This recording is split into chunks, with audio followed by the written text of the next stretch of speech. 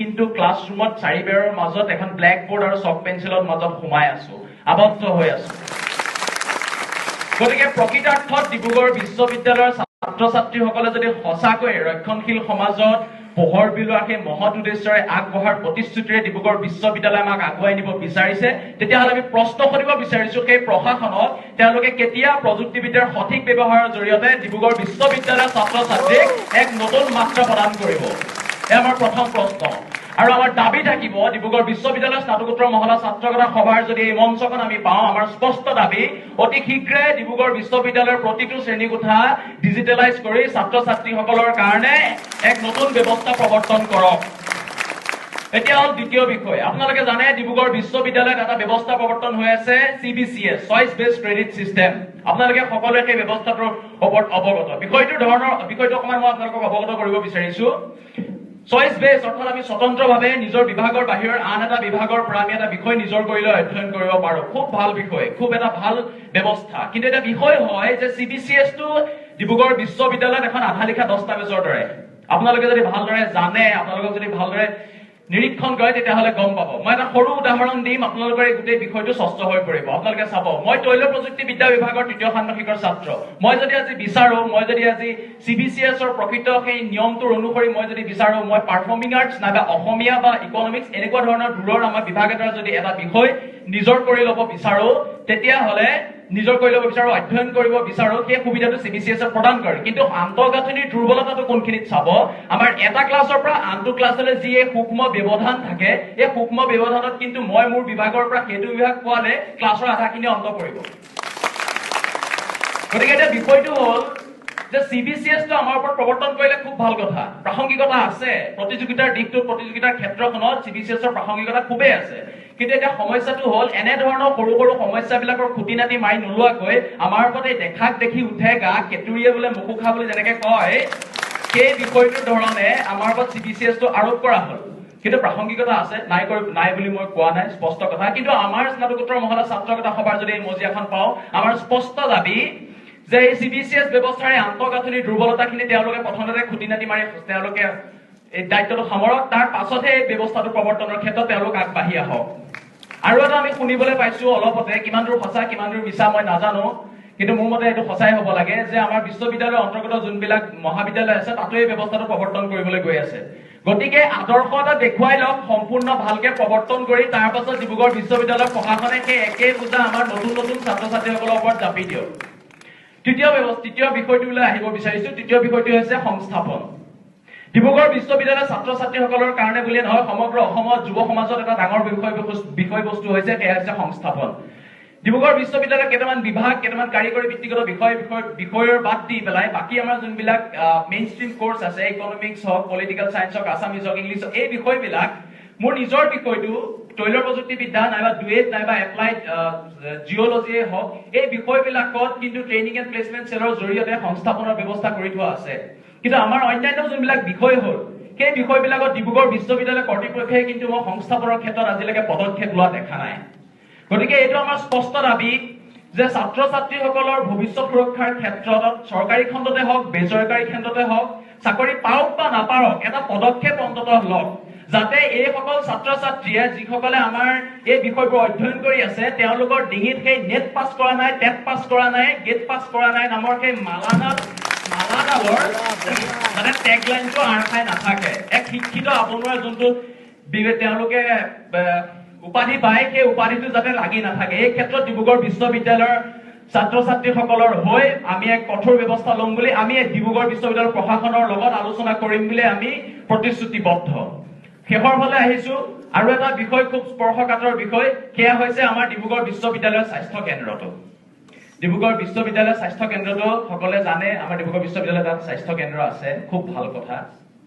কিন্তু ইয়াত এটা সৰু সমস্যা আছে। ডিব্ৰুগড় বিশ্ববিদ্যালয়ৰ প্ৰশাসনে হয়তো ভাবে চাগে যে 7 বজাৰ পাছত কাৰো ৰোগ নহয়, গতিকে 7 বজাৰ পাছত কিন্তু এই স্বাস্থ্য কেন্দ্ৰটো বন্ধ কৰি দিয়া হয়। আৰু আমাৰ যেতিয়া কোনোবা এজন ছাত্ৰ ছাত্ৰী অসুখীয়া হয়, অসুস্থ হয়, তেতিয়া আমি তেখেতক লৈ পেলাই ঢাপলি মেলিবলগীয়া হয় আমাৰ এই ভঙা চিঙা ৰাস্তাটোৱেদি AMC লৈ। গতিকে ৰোগীৰ হাৰাশাস্তিটো বেলেগ কথা আৰু নিৰাপত্তাৰ কথাটোতো আছেই। গতিকে আমাৰ স্পষ্ট দাবী, আমি 24 ঘণ্টা খুলি থব লাগে বুলি নকওঁ, মোৰ বন্ধুগৰাকীয়ে কোৱাৰ দৰে, মই এটা কথাই ক'ম যে এটা সময়টো বহাওক, আলোচনা কৰক, ছাত্ৰ ছাত্ৰীসকলৰ লগত মিলিত হওক, যাতে ছাত্ৰ ছাত্ৰীসকলৰ সুবিধা হোৱাৰ স্বাৰ্থত তেওঁলোকে সেই সময়টো বহাই তেওঁলোকে এটা সুবিধা কৰি দিয়ে, যিহেতু এই সম্পত্তিটো আমাৰ আছে, সম্পত্তিটোৰ সঠিক ব্যৱহাৰ যাতে আমি কৰিব পাৰো।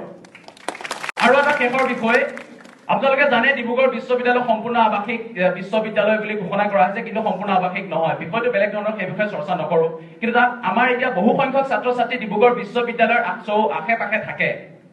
এই অঞ্চলটোত চাইনাঘাট পাৰ হৈ যোৱা এই অঞ্চলটোত আমাৰ 40তকৈও ওপৰত ব্যক্তিগত পিজি বিলাকত ছাত্ৰ ছাত্ৰী আছে। গতিকে সেইসকল ছাত্ৰ ছাত্ৰীয়ে প্ৰায়ে অভিযোগ আহে, মই নিজেও এগৰাকী বাহিৰত থকা ছাত্ৰ, গতিকে মই সেই সমস্যাটো উপলব্ধি কৰো। সেইসকল ছাত্ৰ ছাত্ৰীয়ে কিন্তু নিৰাপত্তাত ভোগে, নিৰাপত্তাহীনতাত ভোগে।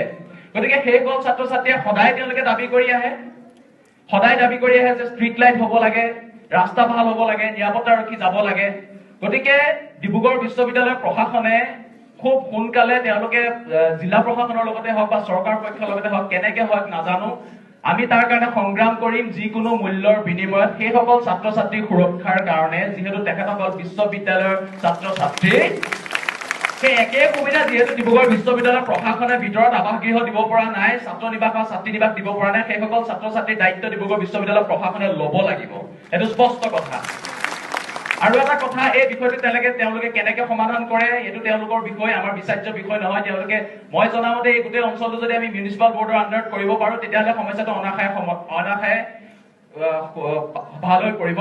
গতিকে এনেধৰণৰ সমস্যাবিলাক সৰু সৰু কথা, সেই সমস্যাটোৰ সমাধান সূত্ৰটো জানে বিশ্ববিদ্যালয়ৰ প্ৰশাসনে, কিন্তু নকৰে কিয়, এইটো আজিও ৰহস্যজনক এটা বিষয়। গতিকে স্নাতকোত্তৰ মহলা ছাত্ৰকতা সভাৰ যদি এই মজিয়াখন পাওঁ, আমাৰ স্পষ্ট দাবী, ছাত্ৰ ছাত্ৰীসকলৰ ভৱিষ্যত সুৰক্ষাৰ কাৰণে, তেওঁলোকৰ নিৰাপত্তাৰ কাৰণে আমি এই বিষয়টোত সকলোতকৈ আগত মাত মাতি যাম। এইটো স্পষ্ট কথা। বিশেষ দীঘলীয়া নকৰো, এজেণ্ডাবোৰ যথেষ্ট দীঘলীয়া, আৰু আপোনালোকৰ আগত আমি বৃহৎ প্ৰকাণ্ড মূৰে ঢুকি নোপোৱা এজেণ্ডা অনা নাই। খুব সৰু সৰু ছাত্ৰ ছাত্ৰীক প্ৰতিটো মুহূৰ্তত লাগি থকা কিছুমান এজেণ্ডা, যিবিলাক এজেণ্ডাৰ কাৰণে ছাত্ৰ ছাত্ৰীসকলে বিভিন্ন সময়ত সমস্যা ভোগ কৰি আহিছে। এইখিনি সমস্যা সমাধান হলে মই ভাবো ডাঙৰ আমি পদক্ষেপলৈ যাব পাৰিম। আৰু মই ভাবো, মোৰ ব্যক্তিগত অনুভৱ, যে সৰু সৰু প্ৰচেষ্টাইহে আমূল পৰিৱৰ্তন আনে। গতিকে ডিব্ৰুগড় বিশ্ববিদ্যালয়ৰ সাংস্কৃতিক, শৈক্ষিক আৰু বৌদ্ধিক ক্ষেত্ৰখনত কাম কৰা মানসেৰে আমি ওলাই আহিছো। আপোনালোকে সহায় সহযোগিতা ৰাখিব বুলি আশা ৰাখিলো। নমস্কাৰ, মোৰ নাম উত্তৰণ গোস্বামী। মই আগন্তুক স্নাতকোত্তৰ মহলা ছাত্ৰকতা সভাৰ নিৰ্বাচনত সভাপতিৰ পদত প্ৰতিদ্বন্দ্বিতা আগবঢ়াইছো। ধন্যবাদ।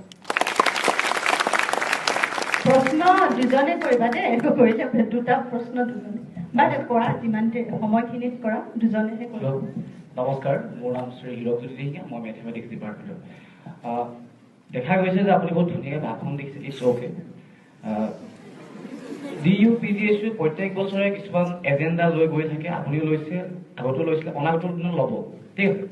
এতিয়া কথা হ'ল কি, যিসকল প্ৰাৰ্থীয়ে নিজৰ অস্তিত্বৰ বিষয়ে ভালদৰে নাজানে, তেওঁলোকে কি পদক্ষেপ লয়? মই কৈছো যে মই যিমান দূৰ জানো যে অসমৰ যিখন ষ্টেট ইউনিভাৰ্চিটি আছে, মই যিমান দূৰ জানো যে DUPGSUতহে অকল প্ৰেচিডেণ্ট পষ্টটো আছে। কিয় ইয়াত প্ৰেচিডেণ্ট পষ্টটো ৰখা হ'ল? আপোনাৰ কি ক'ব, আপুনি কি ক'ব যে what is the significance of this post? Can you explain us? ছাত্ৰ ছাত্ৰীসকলৰ DUPGSU যেতিয়া প্ৰথম গঠন কৰা হৈছিলে, যেতিয়া সভাপতি পদটো তেওঁলোকে ডিব্ৰুগড় বিশ্ববিদ্যালয়ৰ ছাত্ৰ ছাত্ৰীসকলৰ বাবে মুকলি কৰিছিলে, তেতিয়া প্ৰথম দায়িত্বটো এনেকুৱা ধৰণৰ আছিলে যে ছাত্ৰ ছাত্ৰীসকলক সম্পূৰ্ণ স্বতন্ত্ৰ স্বাধীনতা দিব লাগে, কিয়নো ছাত্ৰ ছাত্ৰীসকলৰ অধিকাৰৰ দিশত তেওঁলোকে মাত মাতিবলগীয়া আছে। গতিকে গোটেই বিষয়টোত কোনো শিক্ষক বা বেলেগ বস্তু জড়িত নহৈ পেলাই স্বতন্ত্ৰতা দিব লাগিছে। সেই তেনেধৰণে মুকলি কৰিব লাগে। কিয় কটন বা বেলেগ যিবোৰ ষ্টেট ইউনিভাৰ্চিটি আছে, কিয় বেলেগ প্ৰেচিডেণ্ট নথকাকৈ কিয় তেওঁলোকে স্বতন্ত্ৰতাৰ ওপৰত ভিত্তি কৰিব নোৱাৰে নেকি? তেওঁলোকে নাভাবে নেকি যে প্ৰেচিডেণ্ট পষ্টটো নাথাকিলেই যে স্বতন্ত্ৰতা নাথাকিব, প্ৰেচিডেণ্ট থাকিলেই যে স্বতন্ত্ৰতা থাকিব, কিয় ভাবে আপুনি? ঠিকে আছে, আপোনাৰ প্ৰশ্নটো খুব মোৰ ভাল লাগিছে, যথেষ্ট আপুনি এক পাক লগাই সুধিছে, ভাল লাগিছে। কিন্তু এতিয়া বিষয়টো, সমস্যাটো হ'ল যে কটন মহাবিদ্যালয় বা বিশ্ববিদ্যালয় বা গুৱাহাটী বিশ্ববিদ্যালয়ত কিয় নাই, মই এই বিষয়ে অধ্যয়ন কৰিব লাগিব।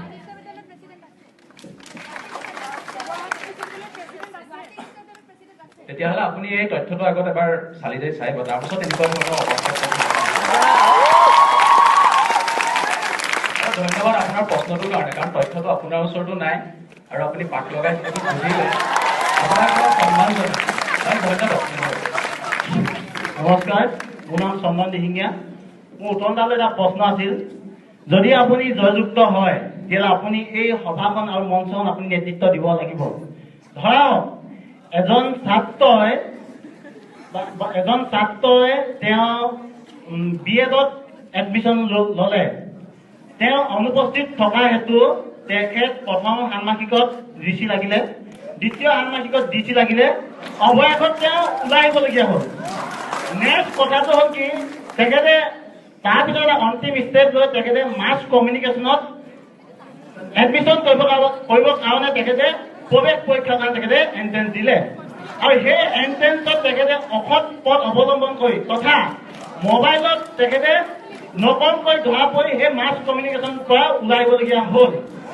এতিয়া কথাটো হৈছে যে আপুনি যদি জয়যুক্ত হয় তেতিয়াহ'লে তেনে এজন যদি নেতা বা তেনে এজন যদি প্ৰতিনিধিয়ে যদি আমাৰ বিশ্ববিদ্যালয়খন যদি নেতৃত্ব দিবলগীয়া হয়, তেতিয়া আপুনি তেনে এজন নেতাক বা তেনে এজন ছাত্ৰক আপুনি কিদৰে পৰিচালিত কৰিব? কাৰণ আমি বিচাৰোঁ যে এখন নিকা সমাজ লাগে।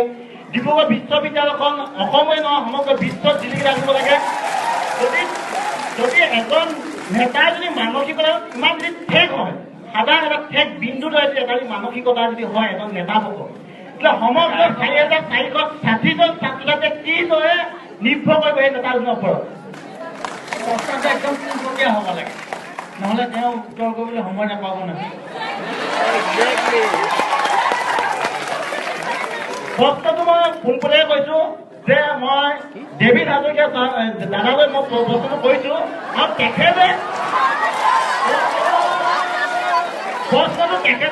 তেখেতে নেতৃত্ব দিব লাগিব। যদি হিমাংশু দা জিকে হিমাংশু দাকো তেখেতে নেতৃত্ব দিব লাগিব।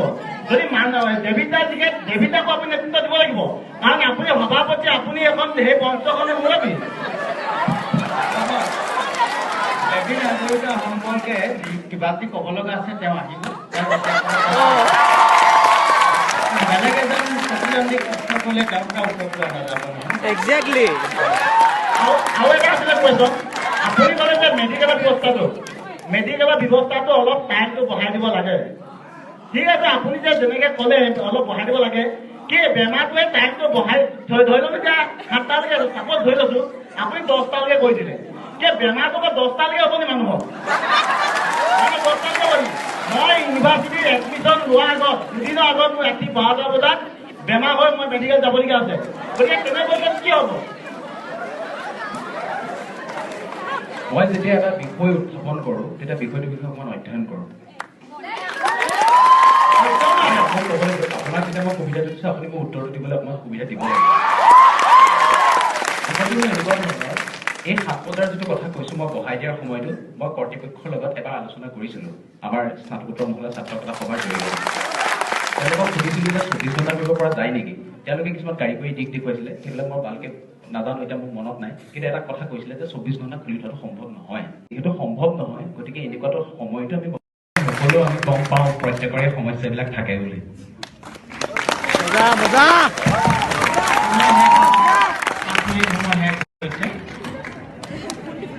ধন্যবাদ। জয়দৌল ডিব্ৰুগড় বিশ্ববিদ্যালয়, জয়দৌল ডিব্ৰুগড়।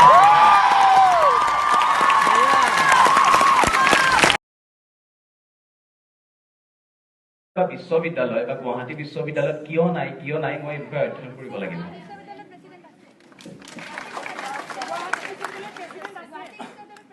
তেতিয়াহ'লে আপুনি এই তথ্যটো আগত এবাৰ চালি যাই চাই তাৰপিছত এনেকুৱা ধৰণৰ অৱস্থা। ধন্যবাদ আপোনাৰ প্ৰশ্নটোৰ কাৰণে, কাৰণ তথ্যটো আপোনাৰ ওচৰতো নাই আৰু আপুনি পাঠ লগাই যিহেতু বুজিলে আপোনাক সন্মান জনাই। ধন্যবাদ। নমস্কাৰ, মোৰ নাম চন্দন দিহিঙীয়া। মোৰ উত্তৰদালৈ এটা প্ৰশ্ন আছিল, যদি আপুনি জয়যুক্ত হয় তেতিয়াহ'লে আপুনি এই সভাখন আৰু মঞ্চখন আপুনি নেতৃত্ব দিব লাগিব। ধৰক এজন ছাত্ৰই তেওঁ BEdত এডমিশ্যন ল'লে, তেওঁ অনুপস্থিত থকা হেতু তেখেত প্ৰথম ষান্মাসিকত DC লাগিলে, দ্বিতীয় ষান্মাসিকত DC লাগিলে, অৱশেষত তেওঁ ওলাই আহিবলগীয়া হ'ল। নেক্সট কথাটো হ'ল কি, তেখেতে তাৰ ভিতৰত অন্তিম ষ্টেপ লৈ তেখেতে মাছ কমিউনিকেশ্যনত এডমিশ্যন কৰিবৰ কাৰণে তেখেতে প্ৰৱেশ পৰীক্ষাৰ কাৰণে তেখেতে এণ্ট্ৰেঞ্চ দিলে, আৰু সেই এণ্ট্ৰেঞ্চত তেখেতে অসৎ পথ অৱলম্বন কৰি তথা মোবাইলত তেখেতে নকমকৈ ধৰা পৰি সেই মাছ কমিউনিকেশ্যন পৰা ওলাই আহিবলগীয়া হ'ল। এতিয়া কথাটো হৈছে যে আপুনি যদি জয়যুক্ত হয় তেতিয়াহ'লে তেনে এজন যদি নেতা বা তেনে এজন যদি প্ৰতিনিধিয়ে যদি আমাৰ বিশ্ববিদ্যালয়খন যদি নেতৃত্ব দিবলগীয়া হয় তেতিয়া আপুনি তেনে এজন নেতাক বা তেনে এজন ছাত্ৰক আপুনি কিদৰে পৰিচালিত কৰিব? কাৰণ আমি বিচাৰোঁ যে এখন নিকা সমাজ লাগে। ডিব্ৰুগড় বিশ্ববিদ্যালয়খন অসমে নহয় সমগ্ৰ বিশ্বত জিলিকি ৰাখিব লাগে। যদি এজন নেতাৰ যদি মানসিকতা ইমান যদি ঠেক হয়, সাধাৰণ এটা ঠেক বিন্দু দৰে যদি এটা মানসিকতা যদি হয় এজন নেতাসকল, তেতিয়া সমগ্ৰ 4,460জন ছাত্ৰ ছাত্ৰীয়ে কিদৰে নিৰ্ভৰ কৰিব এই নেতাজনৰ ওপৰত? প্ৰশ্নটো একদম পোনপটীয়া হ'ব লাগে, নহ'লে তেওঁ উত্তৰ কৰিবলৈ সময় নাপাব নহয়। প্ৰশ্নটো মই পোনপটীয়াকৈ কৈছোঁ যে মই ডেভিড হাজৰিকা দাদালৈ মই প্ৰশ্নটো কৰিছোঁ আৰু তেখেতে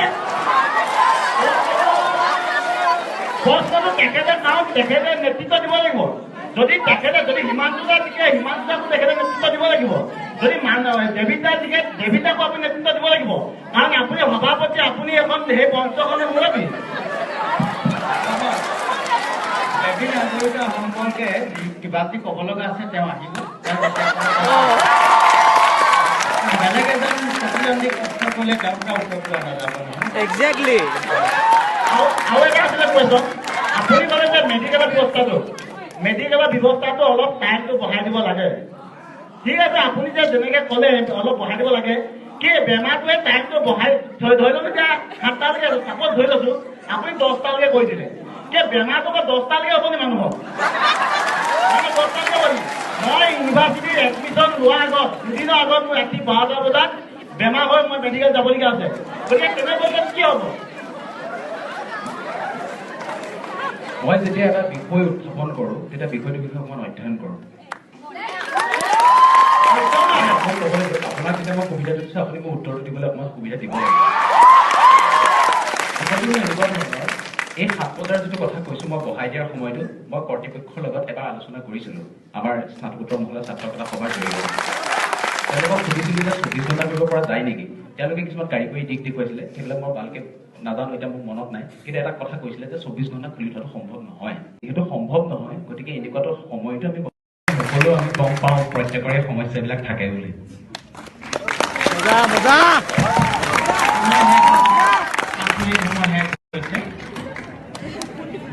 ধন্যবাদ। জয়দৌল ডিব্ৰুগড় বিশ্ববিদ্যালয়, জয়দৌল ডিব্ৰুগড়।